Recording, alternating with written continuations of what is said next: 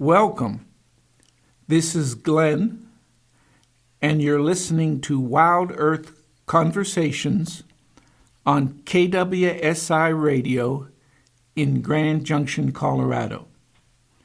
Wild Earth Conversations is about engaging thoughtful individuals in meaningful conversations that connect their interests and insights to the vision of a thriving and beautiful planet. Today's guest is Delia Malone. Delia Malone is a field ecologist for the last 30 years. She is the founder and president of the environmental organization Colorado Wild, a leading force in restoring gray wolves to Colorado. She has authored over 40 publications about ecology and Colorado's national history. Welcome, Delia. Thank you, Glenn. Pleasure to be here. I invited Delia on Wild Earth Conversations to give us an update on some of the important environmental issues that are being discussed and debated right now. Before I turn to specific issues, would you tell us more about your organization, Colorado Wild? Well, thank you for that opportunity to talk about Colorado Wild. Colorado Wild is a somewhat new organization. We've only been around for about 3 years, and I started Colorado Wild when I was thinking of retiring from the Colorado Natural Heritage Program, where I've worked for 20 years as an ecologist, primarily to bring science to advocacy. So Colorado Wild is really an intersection between my thousands of miles of walking around Colorado's wildlands and recognizing the need for science being brought to advocacy to restore the wild to Colorado. We are a small but mighty group of advocates that are passionate about the wild. Okay, thank you. There is a citizens' petition to ban the commercial sale of fur bearer pelts in our state. Would you tell us about it? Absolutely. So the fur bearer petition was approved by Colorado Parks and Wildlife. They voted it in favor. And really, I think we really need to understand that this petition seeks to ban the sale of fur from native fur bearers on public lands.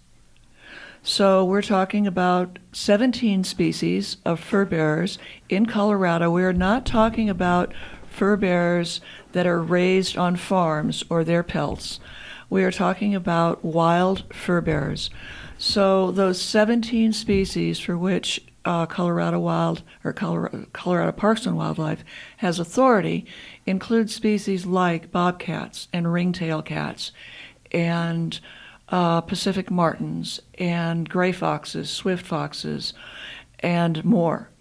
So what that commercial ban realized is that it's the commercial market for these fur bearers, these native wild animals, that drives much of the trapping of these fur bearers.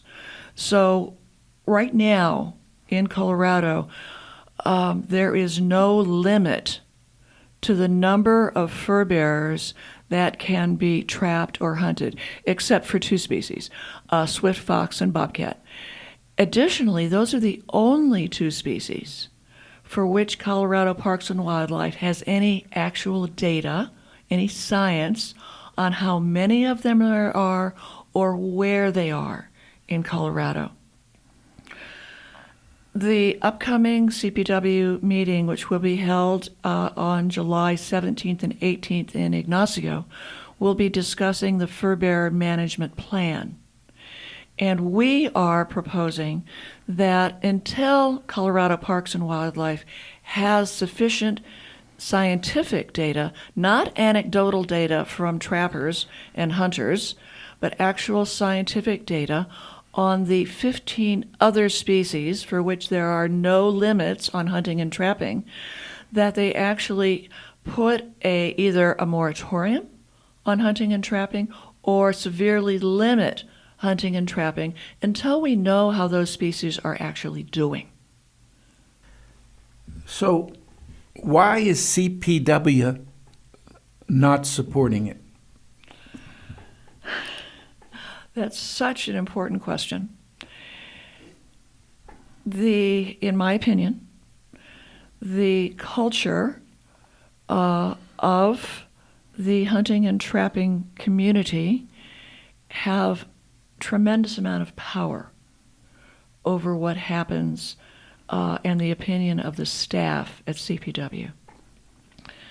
Over the past, since CPW formed, 100 years, the culture has been fairly much free rein, the so-called traditional hunting and trapping, the concept that we need to kill wildlife in order to conserve wildlife has been a mindset among not everyone.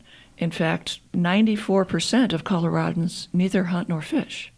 So it's this 6% of the population that has called the shots, pardon the pun, regarding wildlife management in Colorado. So why? The perception is there's a lot of power in the hunting and trapping community. The reality is that there's just a very few of them. The reality is that if the rest of us would stand up and speak up and tell CPW that we have an interest, we have an inherent interest, we have the right, and the wildlife has the right to have their voices heard. So it is a power struggle.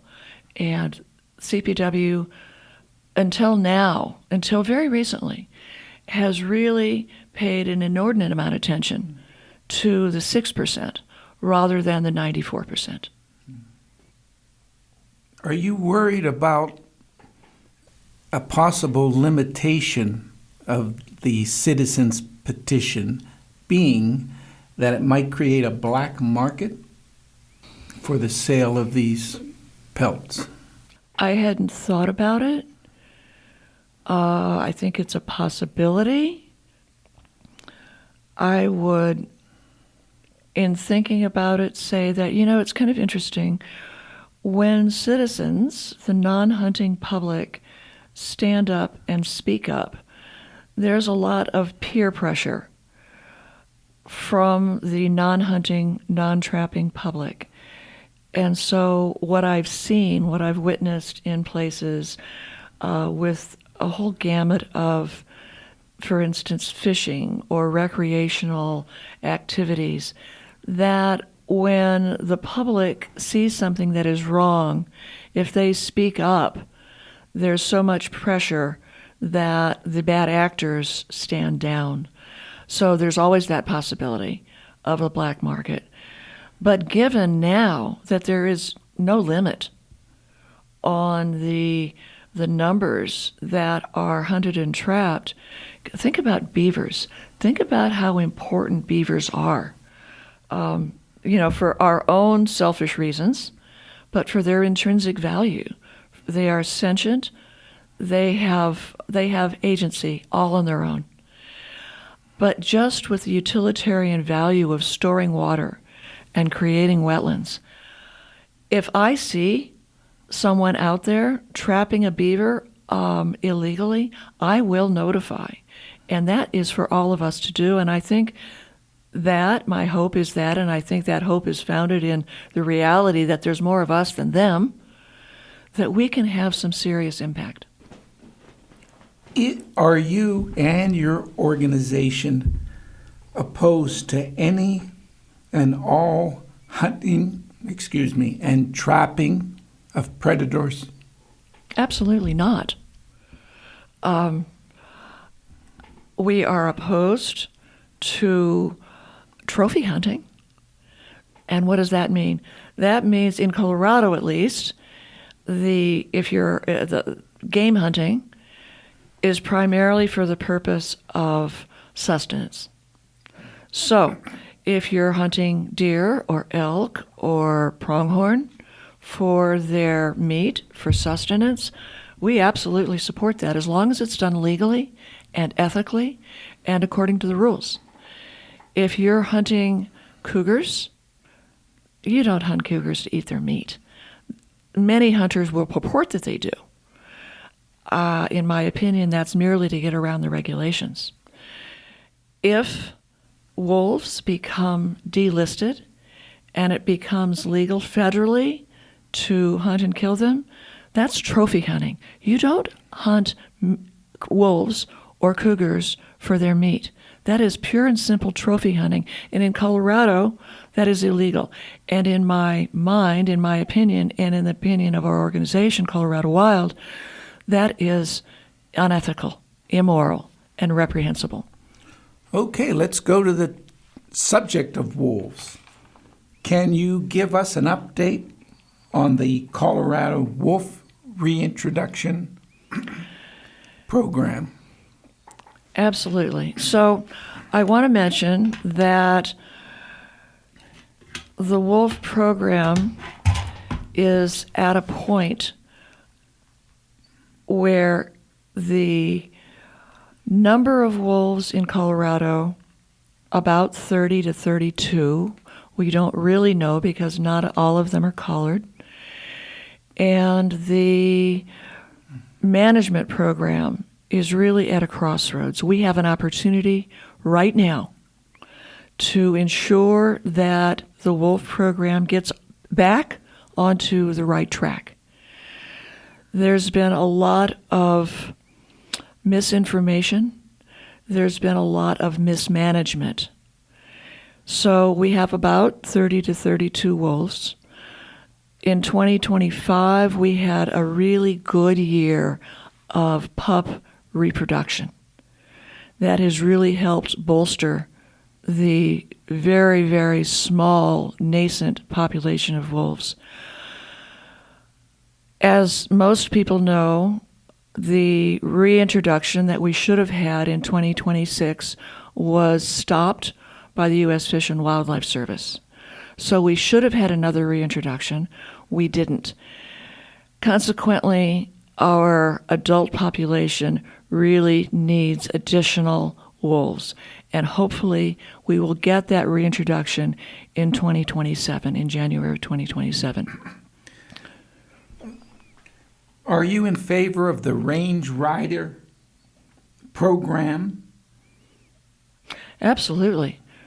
The very best way to prevent conflict between livestock and wolves is to have the human presence. So, human presence, the range rider, cowboys and cowgirls, do two things if they're doing it right. They keep the cattle together so that they're tight-herded. So that not only benefits and not only prevents conflict between wolves and livestock, but it keeps the cattle together and you can keep them moving so that they don't overgraze the range. So that benefits the livestock, it benefits the range, and if cattle are together and humans are present, wolves won't come around. Wolves are afraid of humans for a very good reason. We kill them, and they've learned that. So when we're around, wolves stay away. Okay, so you know that a lot of the money that is in the budget for wolves, much of it has gone to compensate ranchers. Things like weight losses, reduced conception rates, range riders. So what do you say to those who say that all this financial compensation to ranchers is not right? The cost of doing business on our public lands entails these depredations? I would say very clearly that a few bad actor ranchers have spoiled it for everyone and every wolf. So, in this past year, about $1 million has been paid out in compensation or is pending. The vast majority, over $900,000, is for so-called indirect losses. What does that mean? Indirect losses are lower calf weaning weights, lower birth weights. When they bring in their cows to go to slaughter, they don't weigh as much as they did. That requires no evidence on the part of the ranchers. It is merely correlation. So what they're saying is that if a wolf walked through its allotment, they're claiming that cows lost all of this weight. Mm-hmm. In actuality, there's only been about between $40,000 and $45,000 paid out for direct losses. That means that $40,000 to $45,000 has been paid for actual evidentiary losses, where a CPW expert has gone out and said, yes, that cow or that calf or that sheep was killed by a wolf. The remainder is due to paid out to ranchers who have provided no evidence. Cows die from bears, cougars, eating poison plants, drought, falling in a ditch. They don't have to prove at all. No evidence required for these hundreds of thousands of dollars.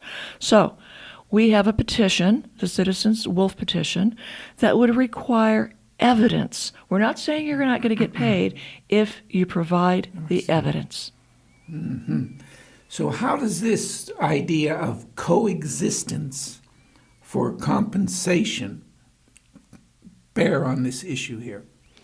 So what our citizens petition proposes is that as long as you are proactively using non-lethal methods appropriately, and if you have a loss of cattle, sheep, livestock, dog, whatever it is, as long as you've been using those methods appropriately. And remember that ranchers have the benefit of getting those methods, whether they're range riders or flattery or crackers or whatever it is, free of charge from Colorado Parks and Wildlife. It's no money out of their pocket. So as long as they're using those methods appropriately and proactively, and they still have a livestock lost to wolves, they will be compensated.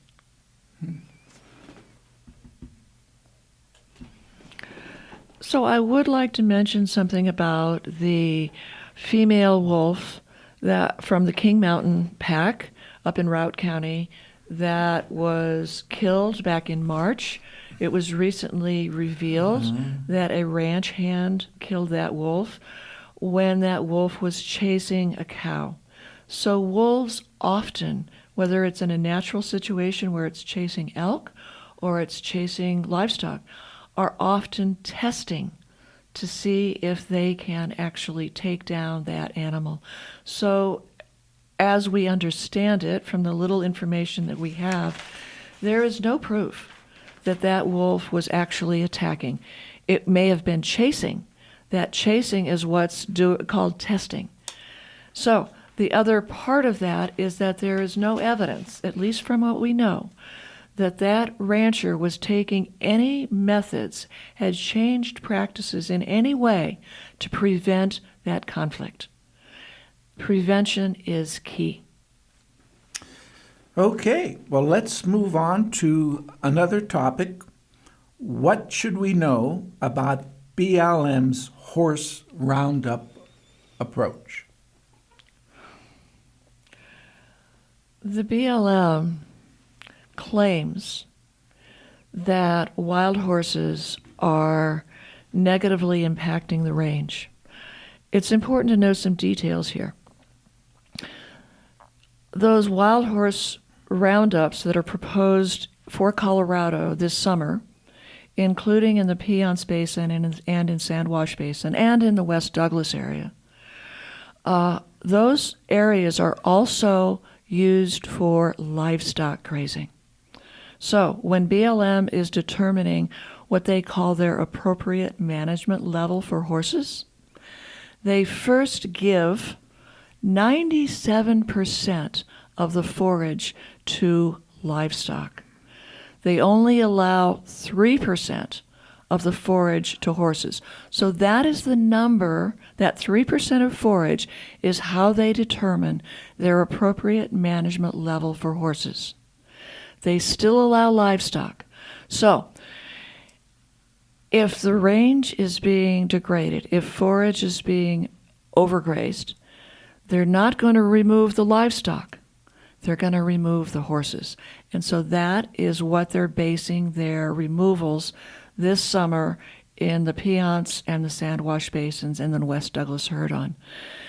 They will be using helicopters to round them up, which is devastating to horses. Many of them die. Many of the moms are separated from their colts.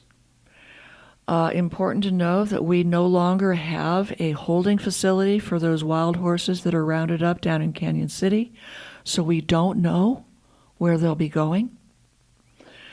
Important to know that BLM, instead of funding fertility control, they've chosen to fund helicopter roundups.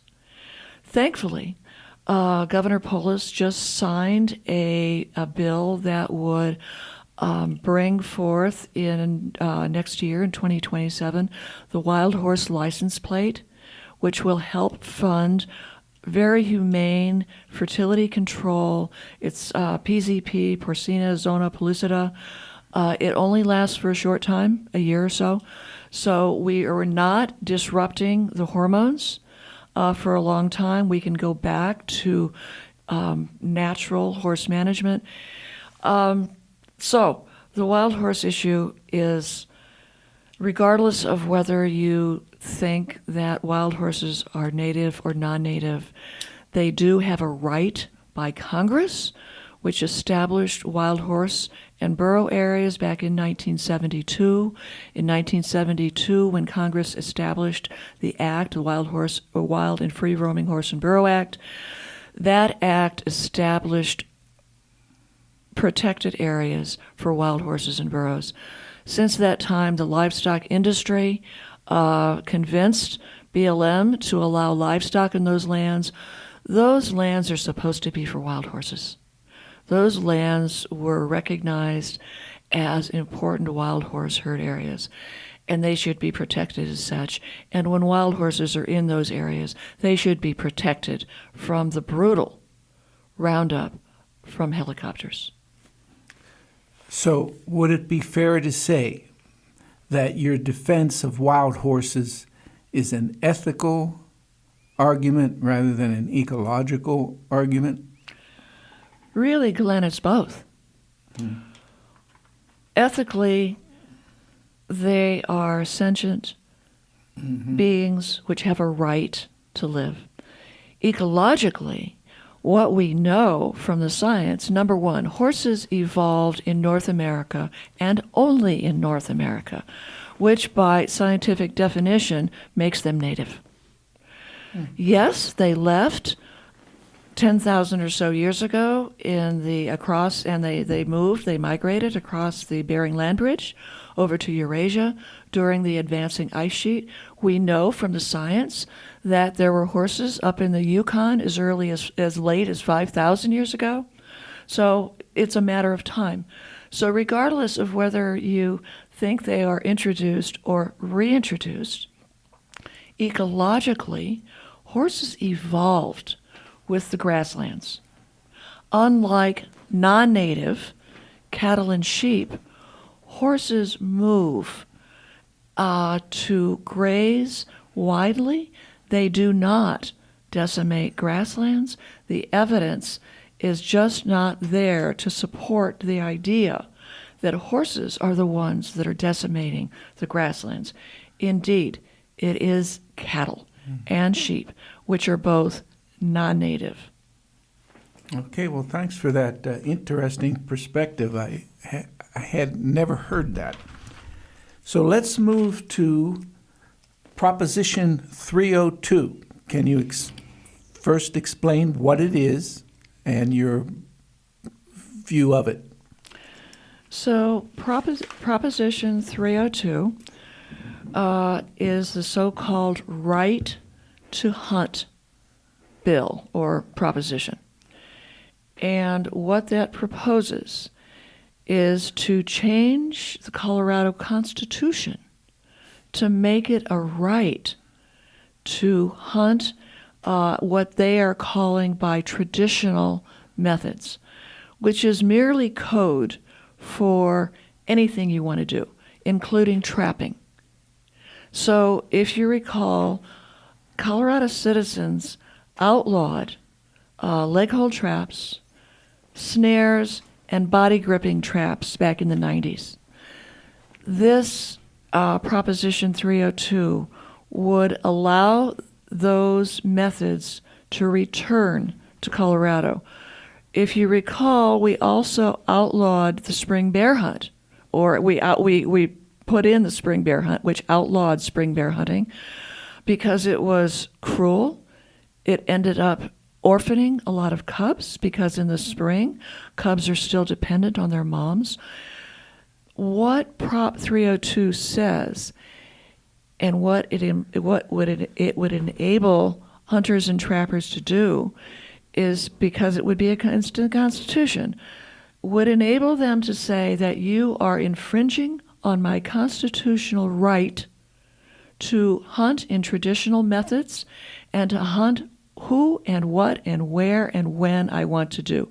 So it could bring back the spring bear hunt, which orphaned a tremendous number of cubs.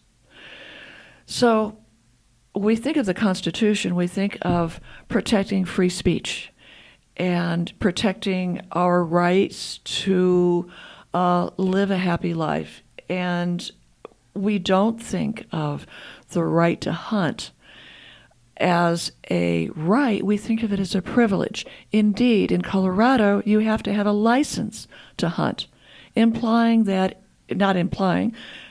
basically stating that it is a privilege.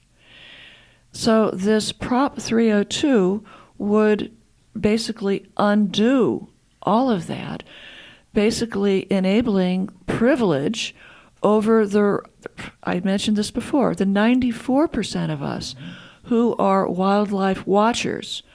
Well, we should have that privilege just as much as the 6% who hunt and trap. Prop 302 would return us to a time when it was all-out warfare on wildlife. So changing the Constitution is a pretty high bar. How serious of a threat do you think this proposition is? So across the country, this coalition of groups like Safari Club International are trying this same sort of bill. And indeed, they're using the exact same language. So they are trying to set us back across the country. They are very well funded by huge groups like Safari Club International. So they have paid petition gatherers, more than dozens. I can think, they list on their website that where you can go to find petition gatherers. They have these paid petition gatherers out across Colorado, so they are intent on setting us back and setting wildlife back to an era where it was a free-for-all. And it's the sort of activity that, it's so interesting. Sorry for regressing. But they purport to support the North American model of wildlife conservation, which really... I don't support it because there's a lot of inconsistency. There's a lot of rhetoric that is not supported by science. But even the North American model of wildlife conservation would damn this proposition. Well, let's go on to the last topic of this interview before we go on to some questions. So tell us about the Wildlife Services Agency. The biggest oxymoron in language that we could ever have. So wildlife services sounds like a great thing to have. When you dig just a little below the surface, what you'll find out is that they are responsible for the deaths of tens of thousands of native wildlife species, primarily at the behest of the livestock industry. Everything from red-winged blackbirds, which should be protected by the Migratory Bird Treaty Act, to beavers, which are essential for storing water in the West, to, wolves, which should be protected by the Endangered Species Act, bears, cougars, anything that the livestock industry or the ag industry believes that gets in their way, wildlife services will come out and kill for you.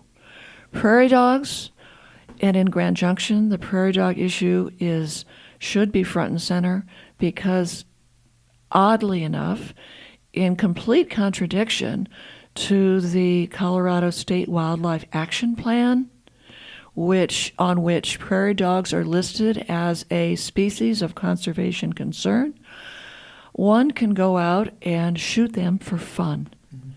If they are on your ag lands, you just call up Wildlife Services and they will come and poison them for you. Mm-hmm. So Wildlife Services is a throwback to the 1860s and 70s, to a time when the livestock industry was king, and in many places they still are. Mm-hmm. And so the federal government said, yes, we will support you, and we will support you by creating this agency that will come to do your bidding. And that, in essence, is Wildlife Services. And they will perform their lethal activities on both public and private lands?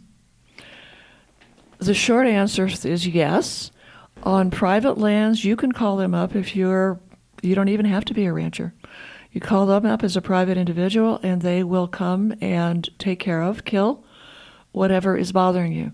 On public lands, depending on the county, interestingly enough, in California, several counties in California have managed to get rid of Wildlife Services.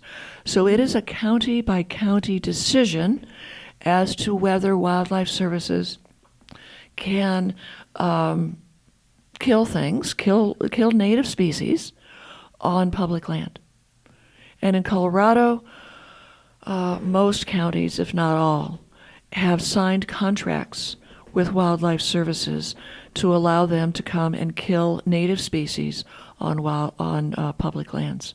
So we see everything again from songbirds that should be protected by the Migratory Bird Treaty Act. So why would they come and kill songbirds? Because an ag producer may think that songbirds are eating too much of the grain, the seeds that he's just put out.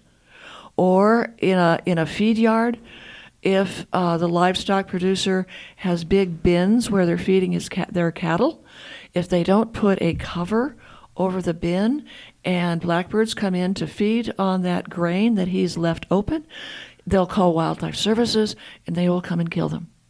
So anything that a producer believes is getting in the way of his livestock can be killed. So is it possible that the statistic I saw regarding the work of this agency is accurate? Namely, that they killed more than 68,000 coyotes just a few years ago in 1 year? They kill that many every year, at least that many. And here's my coyote song dog friend sitting next to us. Mm-hmm. And what they fail to understand is that killing coyotes does not solve any issue. Rather, if they would leave coyotes alone, coyotes are families. They act as families. And what we know, according to the science, is that when you kill them, it stimulates their reproductive rate. And so basically, they are just creating their own problem by killing them. Besides all that, coyotes are wonderful. They are magical. They belong in the West. And to tie the wolves back to coyotes, what we know from the records is that it's the killing of wolves that enabled coyotes to move further up into the mountains. Historically, wolves moderated coyote populations, and coyotes in turn moderate fox populations, and fox populations moderate mouse populations. So if you don't like your mice, you'll love foxes, you'll love coyotes, and you'll love wolves, because wolves are the keystone which balances the rest of the world. I think the Native Americans referred to the coyote as God's dog. Have you heard that? Yes, phrase? Absolutely. And the Native Americans revered coyotes because they understood that they were magical. They had this song that reverberated across the landscape, and they had white scientists are finally learning, after all these decades, what Native Americans knew forever, that coyotes and everyone had a spiritual and magical role together, and humans were just a simple part, not above, not below, but part of that whole world. Well, personally, just based on that one statistic alone of more than 68,000 coyotes killed every year, the Wildlife Service Agency needs to be abolished. Absolutely. They have no role in an ethical world, a contemporary world, where biological diversity is crashing all around us. It's crashing in Colorado. All we need to do is look at the State Wildlife Action Plan, and we can see 168 species that are in need of conservation because they are on the brink of being lost. Coyotes play, not just coyotes, all the species on the State Wildlife Action Plan, all of our plant species play a critical role in connecting our world and in maintaining healthy, vibrant ecological systems.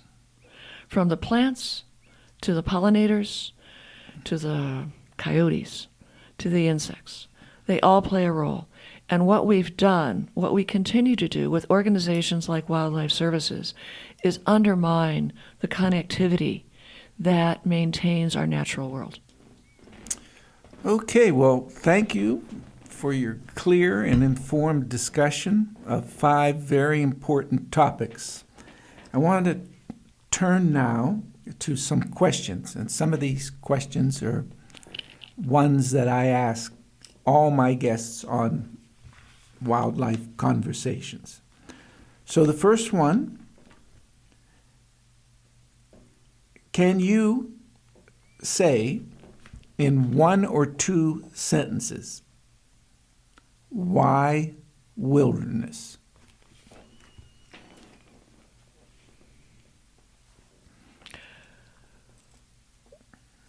Wilderness is the foundation of the wild. And in wilderness is our salvation. Okay. What do you find in wilderness that you cannot find anywhere else?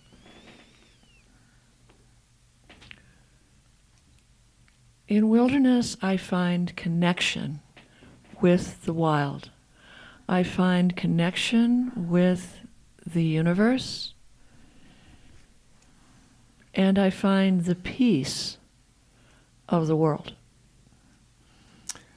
What is the source of your love for wildness and wilderness? Is it rooted in childhood?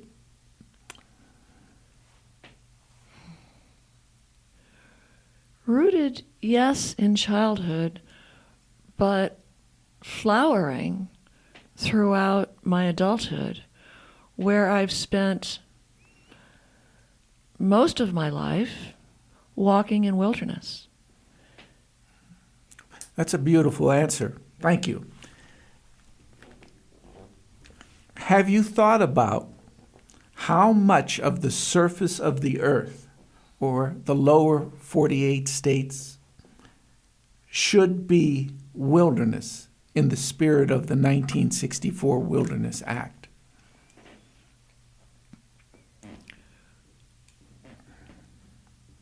We still have vast public lands that are not designated as legal wilderness, but can still function as wilderness if we would restore protections as if they were wilderness.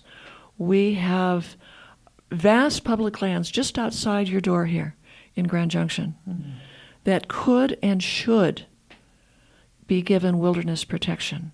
And with that wilderness protection, we could restore balance to our planet. We could make a dramatic difference in climate warming. We could make a dramatic difference in restoring biological diversity. Should all the public lands eventually be designated wilderness?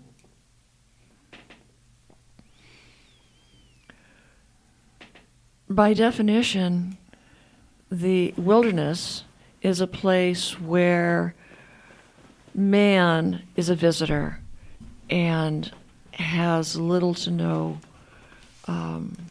visibility, has no sign of development. So a lot of our wilderness areas that are designated wilderness do have, in fact, I would say most in Colorado, have been impacted by man, by mining, by historic logging, and yet those are still designated wilderness. So even though our public lands, our BLM lands, our Forest Service lands, parklands, even though much of those lands have been impacted by livestock particularly, I believe they are still eligible for wilderness designation. And that would be a worthy effort. So I would say at least 3 of my guests over the last year have said that livestock grazing on public lands is the single most damaging and devastating thing happening on our public lands. Would you agree with that? Wholeheartedly. Not only in degree, but in extent. It is the most ubiquitous use of our public lands. So if we think about cattle and sheep, neither of which are native to North America, cattle evolved in the swamps of Eurasia. They're a water-loving critter. If we think about sheep, evolved in Europe, and if you think back to the time of Aristotle, I don't know if you've ever visited Greece, but Greece is pretty much of a desert nowadays. if you read back to Aristotle, Greece was heavily forested. Why is it not heavily forested now? It's because of sheep. I have, in the thousands of miles that I've walked in Colorado, I've walked over lands in the west, here in western Colorado, that have been severely decimated by sheep. Those lands will take at least decades, if not hundreds of years, to recover. But recovery is possible if you take the livestock off of the land. So you probably know that livestock grazing leases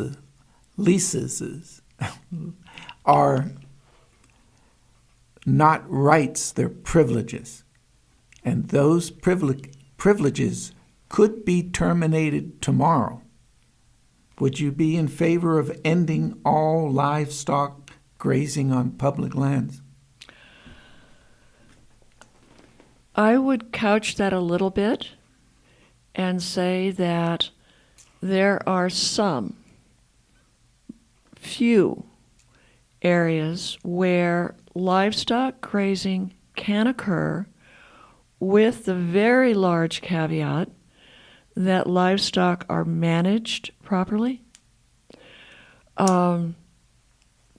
There aren't that many places, particularly in the arid West. We're not talking about Florida, where you have lots of water.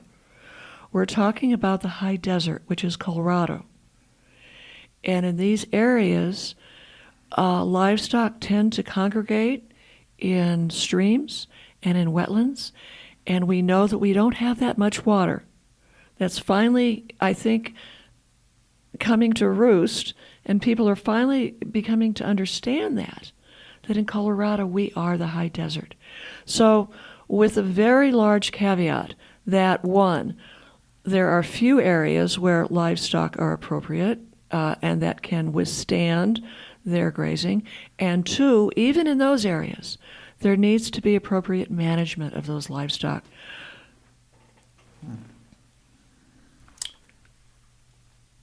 Shifting gears a bit, I'm sure you know that the land management agencies are under regulatory capture. Why is it important, then, to dialogue with them? What is the benefit of doing so?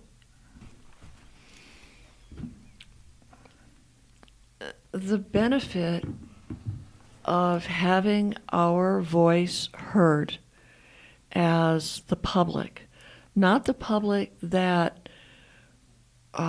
benefits monetarily from using our public lands, but the public that has a right to use our public lands. Those are our public lands.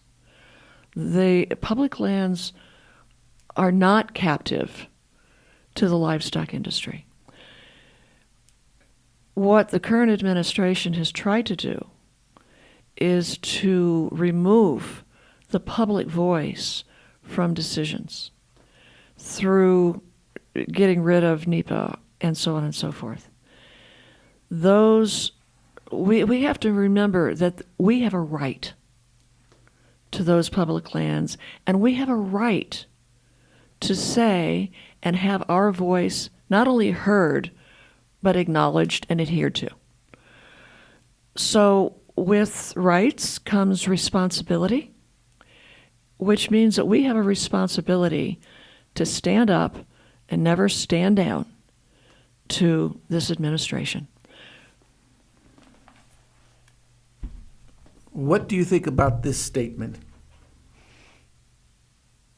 Public lands are what socialism looks like when applied to the land. In other words, they are the commons, they are held, owned by the people, according to the law, and collective ownership and control over the goods of society is a defining characteristic of socialism. So I just explained to you what I mean by that comment. So we have I'm going to go around it a little bit. We have a constitutional democracy. And in a constitutional democracy, if we would just say we just have a democracy, that means that whoever wins the vote wins. And those people can do whatever they want. But we have a constitution that puts some guardrails around that. Similarly, what you just described as the commons, we have some guardrails around that. So the people, whether it's Bundy out in Oregon or whomever, we have guardrails around how our public lands are managed for the good of the whole, as in the tragedy of the commons. Mm-hmm. So in the tragedy of the commons, you know that people overused the commons. They abused the commons. And so those commons were degraded, and the good of the whole was not enabled. The good of the whole was degraded. And so socialism, I don't think it's so bad, personally. Mm-hmm. Socialism has some guardrails around it. We cannot do whatever, just because we're in charge, just because we're the majority, does not give us the right to degrade the commons, our public lands. Mm-hmm. Do you think we can solve this climate crisis and the sixth extinction without getting rid of capitalism? Boy, these are some good questions, Glenn. Thank you. If you would have asked me that question 50 years ago, I would have said maybe. That question today, the way that capitalism has been hijacked and our laws put aside that rein in capitalism, I would say it's doubtful. Should tribal sovereignty include the right of Native Americans to kill wolves on their territory? Well, that's a difficult question, and it's not just hypothetical, as you know. The Colville tribe is active in killing wolves. Other tribes, the Nez Perce, are protectors of wolves. In Colorado, the Southern Ute Indian tribe has at least some of the elders, not all of the elders, have been opposed to the wolf reintroduction program in Colorado. So I'm going to use a term, and I probably shouldn't use the term because I'm not a Native American, but one of my Native American friends has used it. And the term he's used to describe Native Americans that have gone in opposition to their traditional teachings, he says they've been colonialized. They've taken on white man ways. They've bought into the greed and the destruction of the planet for private profit. So it's hugely bothersome. It's hugely troubling, morally difficult to understand. But when I understand that they've bought into white man ways, I can understand, not agree with, but understand what's happening. That said, those are their tribal lands. Those are lands that they were removed to. We stole their lands from them. So if I go a little deeper and think, well, they're just doing what we did. They're just taking on white man ways. We pushed them into it. We stole their lands. We killed most of their people. We still continue to persecute them. That they've bought into our culture, or at least some of our culture. Some of us, I hope, are advancing, kicking and screaming. I don't accept it. I don't like it. But that is their land. Okay, well, there's certainly no easy answer on the issue, so I appreciate you giving us making some comments about it. Why, in your opinion, did Proposition 127 fail?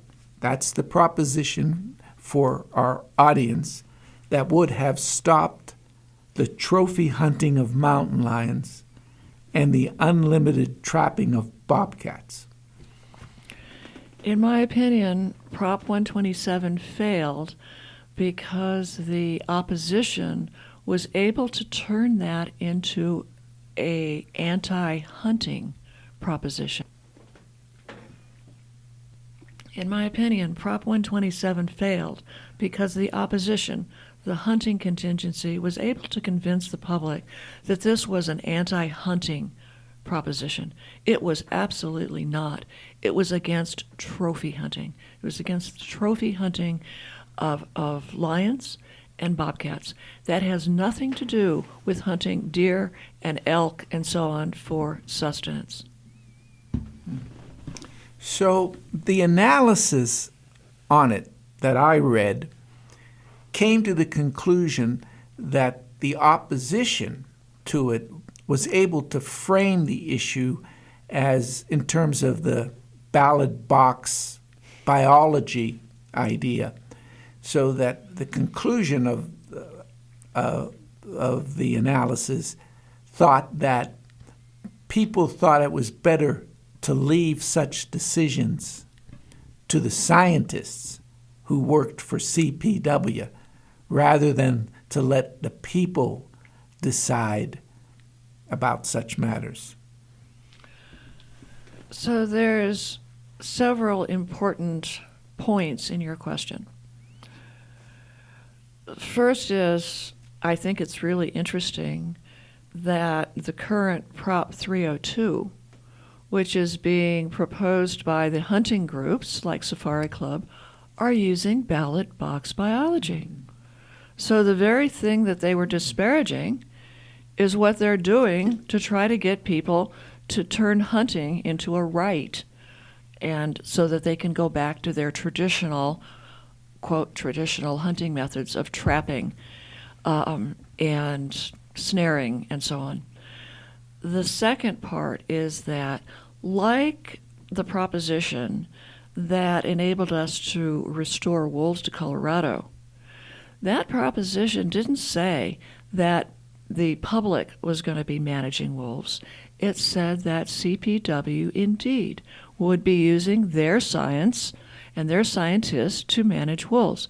Similarly, Prop 127 regarding cougars and bobcats basically said that they need to be restored. Management would occur with CPW scientists and their science.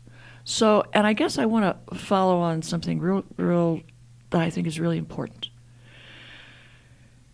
Best scientific information.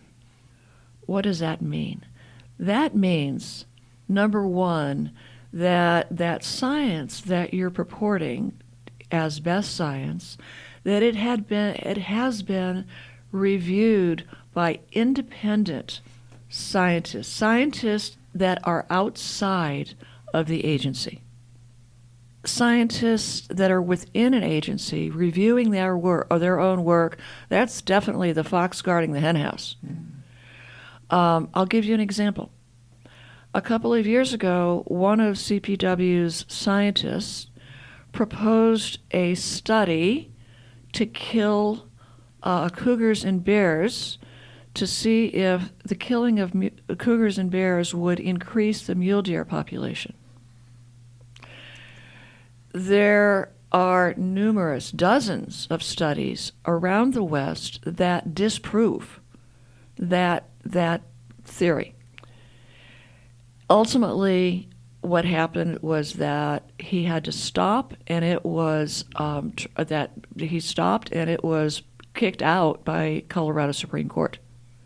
So when we were opposing that study, we were able to get 3 scientists from Colorado State University, 3 wildlife biologists, to give their opinion.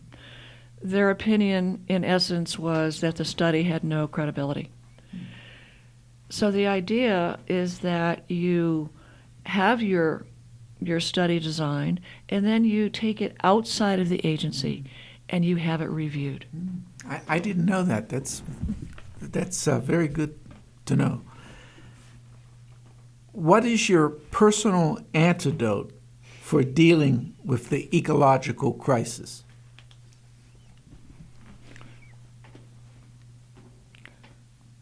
Two parts. One, I fight like hell to protect and restore what we've got left. And the second part is that I often go for a walk in wilderness. Well, thank you for that. You have probably seen TV advertisements with cars and ATVs speeding through streams and trucks on the tops of mountains.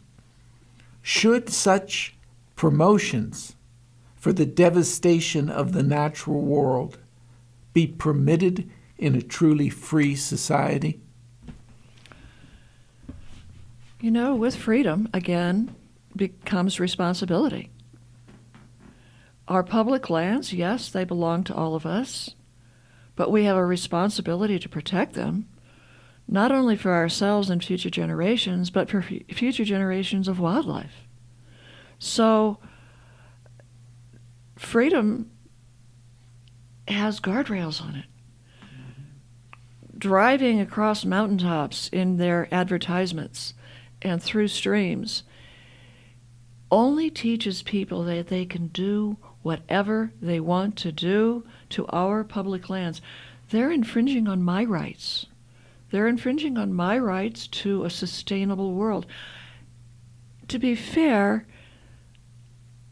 many people may not understand that driving through a stream is harmful, or that driving their big ATVs across a ridge is harmful. You know, I had somebody say to me a couple of years ago about these hills right outside of this building that, oh, I can drive my motorcycle there because there's nothing there. What can it hurt to drive all over that landscape? I'm just having fun. There is so much life out there that is so fragile and yet so resilient as long as we protect those arid lands.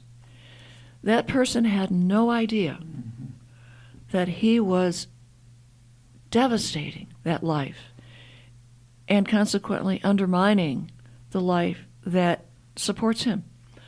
So some of the people may not know. One of our major focuses for Colorado Wild is education. So getting those people to understand that what they're doing is actually harmful, I think, is really important. Well, that leads me perfectly to my next question. You mentioned education, which I'm sure we would agree is a key for solving the ecological and biodiversity crisis. What do you mean by this concretely? Do you think ecology should be taught in high school? That we need more independent, nature-friendly podcasts and nature documentaries? Stronger environmental organizations? what else would you stress by way of education? So we need all of those things. We need in classroom book learning. We need the ecology taught in high school, perhaps as early as kindergarten.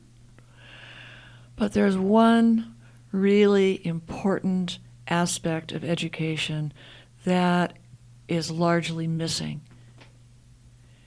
So I taught ecology and conservation biology for numerous years at Colorado Mountain College in Glenwood Springs and Carbondale.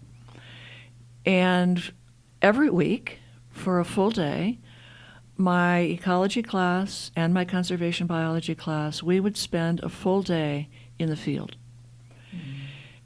Initially, the students kind of rebelled. They were going to get hot, they were going to get cold, they couldn't use their cell phones. And ultimately, by the end of the semester, they all said that was the best part of the class because we actually could reconnect.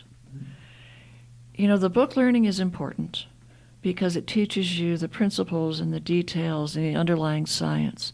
But there's nothing quite like getting out in the stream and turning over the rocks to collect the bugs, to see the macroinvertebrates that the American dippers are dependent on, or to experience altitude and the tundra when the snow is coming in, and understanding that, oh my goodness, those plants are so delicate, but they're so resilient.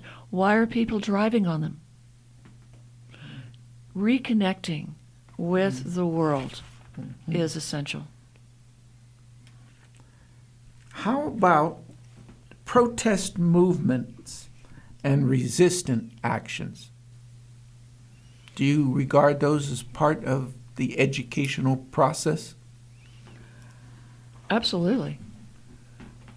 When our bureaucracy, when our government, when people in charge are making decisions that may be legal, but they're morally and ethically wrong, I think we have yet again a responsibility to protest, to stand up and not let that happen. Just because it's legal doesn't mean it's right. Mm-hmm. And that's the point we need to stand up. Okay. Have you ever worked for a land management agency? Could you do so? I have never worked for a land management agency.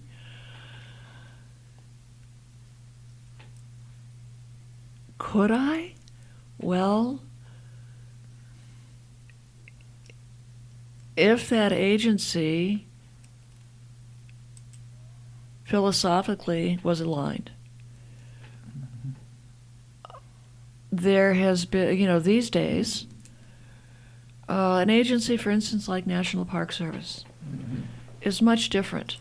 They have a much different mandate than, for instance, the Bureau of Land Management or U.S. Fish and Wildlife Service, and U.S. Fish and Wildlife Service these days, or the U.S. Forest Service.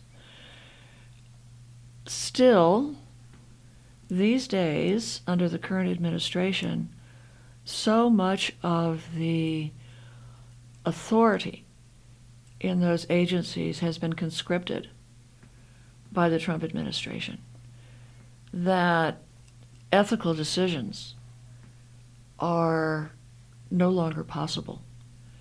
And so that's why you see the resignation of hordes of people fleeing from those agencies, because they can no longer do what they know is right.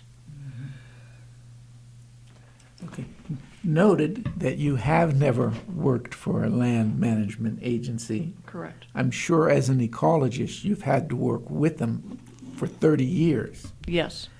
Have things gotten better or worse in this respect? Just speaking more about working with BLM, Forest Service, fish and wildlife?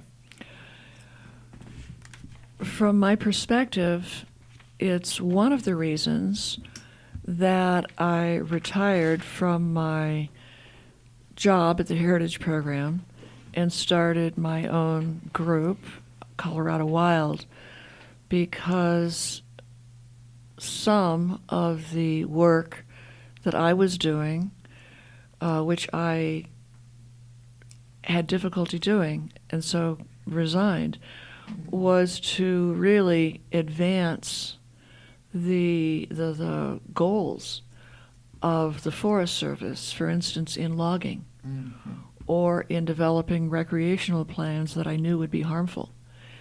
And so that was a real conflict with my own ethics, and that was probably one of the main reasons that I started my own NGO. So tell us a little bit about the sage grouse. What part of Colorado does it exist in, and what is going on with it right now? So greater sage grouse, as distinct from Gunnison sage grouse, lives in now mostly northwestern Colorado and north central Colorado. Historically, there was sage grouse here in Garfield County, Mesa County also, Rio Blanco County. Historically, greater sage grouse were really in all of western Colorado, in the northern tier counties. All the way, we historically had sage grouse in Pitkin County. And primarily because of development, primarily livestock, greater sage grouse were lost from most of those counties because of severe habitat alteration. So sage grouse require, as their name implies, sage. That is their primary food resource. It also, during winter, is their primary cover resource. So one of the development actions that livestock producers use is to what they call chain out the sage, because they want to get rid of the sage. Cattle don't eat it; they trample it. They do eat the grasses and the forbs that are growing around the sage. So if you get rid of the sage, or if you trample it, sage grouse cannot survive. And so that's what's happened to them. And what's happening to them now, as you probably know, their listing was put off because the livestock industry had agreed to some management changes that would prevent them from where their populations from declining. And so fast forward, we go through the Obama administration, the Biden administration, where everyone was kind of adhering to those management regulations. They were actually doing some things to begin to restore sage. And in comes the Trump administration, where those regulations that the ranching community had agreed to were no longer enforced. And so we see again, the decline and the decimation of the sage, the sagebrush sea that had supported so many sage grouse. We again see the abuse of the sage habitat upon which the greater sage grouse rely. Oddly enough, even though greater sage grouse are listed on the Colorado State Wildlife Action Plan as a species of conservation concern, one can still hunt them. And at one of the commission meetings, I commented in opposition to that hunting because they are an endangered species. And I think, you asked me about hunting previously. I am not opposed to hunting, but I'm not going to support hunting of an endangered species or a threatened species, and I'm not going to support hunting for trophy hunting. So my comments were taken out of context, and people have said, I oppose hunting. No, I oppose hunting of species that are in a position of being endangered. And so I think we should speak out against the hunting of endangered species or threatened species like greater sage-grouse. So if my memory serves me right, John Hickenlooper was one of the people back, I guess around 2015 or so, that prevented the listing of the sage grouse. Now I notice over the last couple of weeks, he has these TV ads in which he's saying, I am not going to sell off our public lands, and this sort of environmental rhetoric. Given his record, could you vote for such a person? Oh, that's an easy answer, Glenn. No. I think folks have very short-term memory. Yeah. And we got to remember that Hickenlooper's background is in oil and gas development. I think we also should remember that he and the other 3 governors of our Four Cornered states also opposed the ability for Mexican gray wolves to move into Colorado. So he has a long history of opposing conservation of wildlife and wildlands. So this twist in rhetoric is merely, in my opinion, a ruse to get him reelected. So without getting into the very big issue of electoral politics and all that goes with it, this argument of the lesser of two evils on environmental issues, what do you think?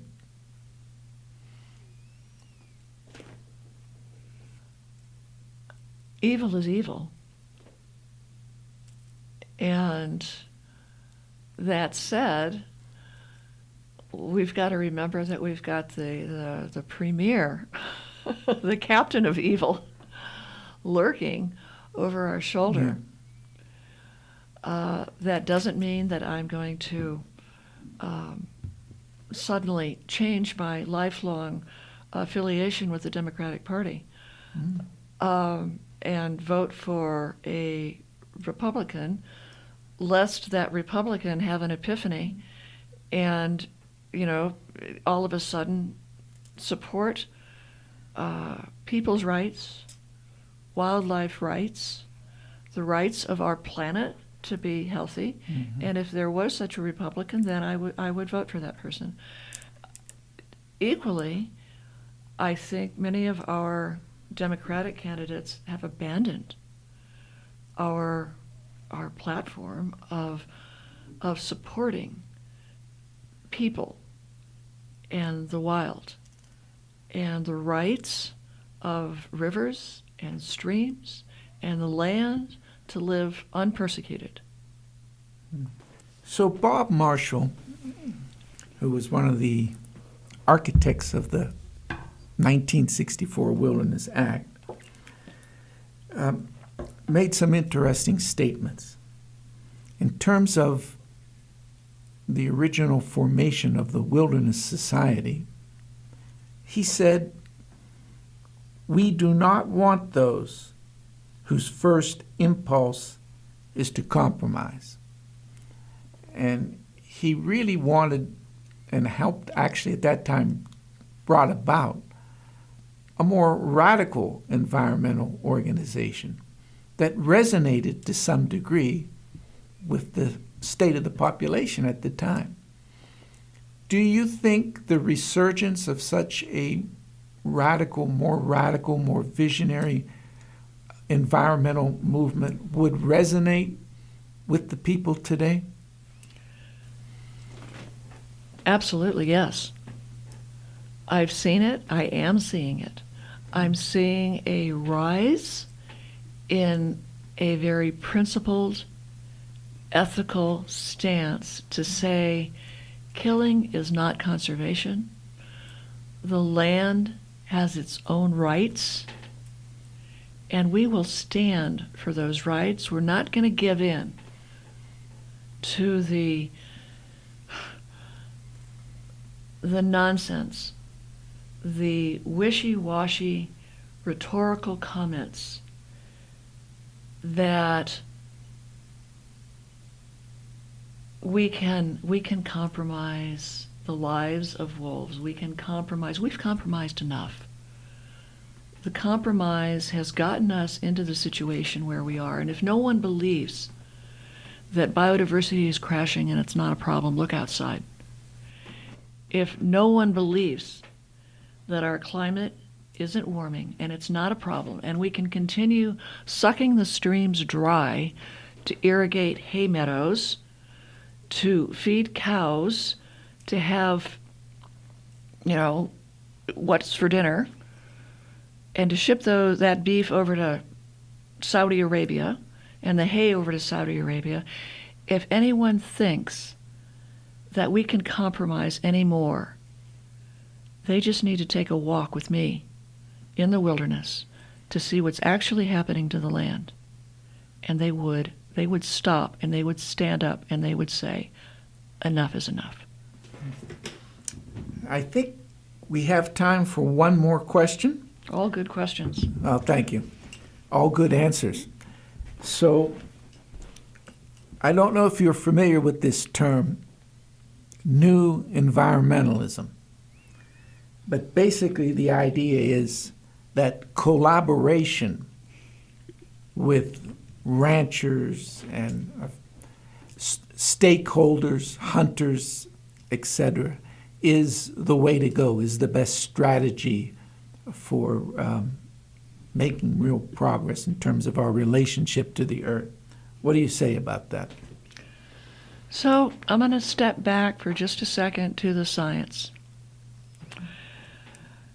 And Colorado Wilds, when we started our conversation, I said something about applying the science to advocacy with an ethical viewpoint. And so I'm going to step back to the science and look at the science of what livestock have done to the arid West. Look at the science of how elk in Colorado, with over 300,000 of them, have negatively impacted vegetation and negatively impacted mule deer populations, negatively impacted streams. So let's step back to the science and say, should we compromise? Look at where we are in Colorado. Look at how many species are at risk of loss. Look at how many plant species are endangered. That is not due to native species. That is due to ongoing compromise. Can we compromise any more? Should we collaborate with this may be too strong, collaborating with the enemy? Mm-hmm. No, there's a line, and we're at the tipping point. There's a term in science called the tipping point. And once we go beyond that point, there's really no return. We see desertification across China, and we are at that point here. We have compromised enough. When we look at the ranching industry, they have taken so much of my public land, my land. We're not talking about their private land, which most of them homesteaded, which means they got it for free. They're taking my land and my future. And I have a right to say, no, stop it. When I interviewed George Werthner, he made an excellent point. He said that anybody that has an economic vested interest in our public lands should not be part of the democratic process for determining what happens to those public lands. And that struck a chord with me. Certainly, if you have an economic interest, you have a conflict of interest. Exactly. And more than that, as I'm sure you know, taxpayers that are not ranchers subsidize the livestock industry to the tune of at least $600 to $700 million a year. So not only are they profiting, they're taking from the public coffers. Welfare ranchers, as my last interviewee, John Marvel, called them. So I know I said that was the last question, but I just have one more because it's something I feel the need to get your comments on. Are you aware of the mountain lion massacre that is going on in Utah right now? I am peripherally aware. So they've taken 4 or 6 areas, and they are slaughtering mountain lions in those 6 regions in order to determine whether a reduction in mountain lion population would increase the population of deer. So, you want to talk about bad science? I'll give you the final closing comments. We know that there's no science to support that. So my comment or my thought on that is, when will humans come into the 21st century and realize that cougars, foxes, wolves, not only do they play an essential role in enabling healthy ecosystems, but they have a right to live free of persecution from humans. When will we come to realize that this notion that we have this right to kill, to, quote, conserve, become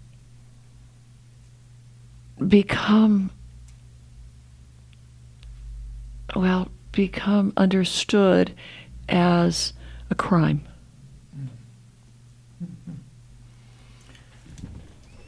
Thank you, Delia. It's been a pleasure, and I hope you will come back in a few months. Thank you, Glenn. Those were excellent, great, in-depth questions, really getting to the core of what we need to do and why we are where we are. Thank you. Thanks. That will keep me going. You've been listening to Wild Earth Conversations on KWSI 100.3 radio in Grand Junction, Colorado.